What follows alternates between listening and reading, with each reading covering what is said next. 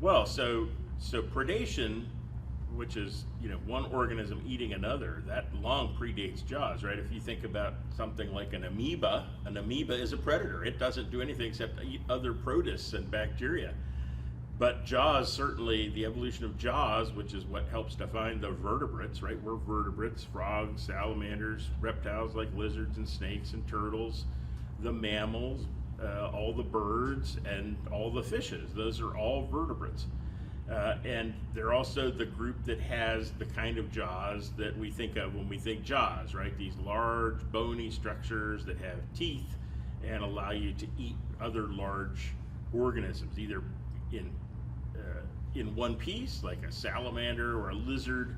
When it eats an insect, it just eats it whole. It doesn't chew it up like we do. They chew it up a little bit, but they don't break it apart. Something like a lion or another large predator like a wolf, of course, they don't eat them. Like a wolf pack can kill a moose, but they don't swallow the moose whole. They tear chunks off, and that's something that you can do if you have jaws. You can't do that without jaws.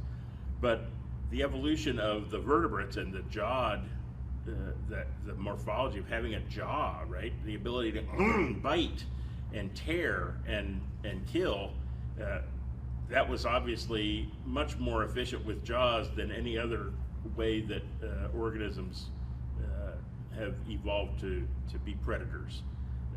And of course, there are lots of mammals that are predators. Everybody's familiar with the big predators from Africa. I just mentioned lions, and there are hyenas, wolves. In North America, we have wolves, we have coyotes, mountain lions, right? There's all kinds of large predatory vertebrates. If you go to the ocean, right, everybody knows about giant sharks like the great white shark, but many kinds of sharks, all kinds of sharks except one, are predatory, right?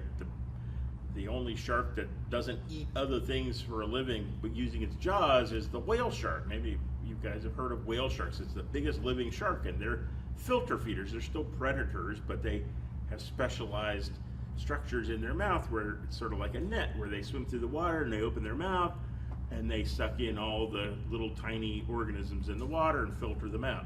They're still predators, but the jawed animals, the vertebrates, are one of the most successful groups of organisms in terms of the ability to exploit a large number of other kinds of organisms as food, right? They're also jaws of various kinds in things that eat plants, right? All the organisms that eat plants, deer and elk and moose and all the antelopes in Africa and giraffes, which are kind of antelope, mice, rats, beavers. I mean, you can think of hundreds of examples of mammals that specialize to eat plants. Think about beavers. They have really large teeth that allows them to gnaw through a tree and cut it down so they can eat the bark.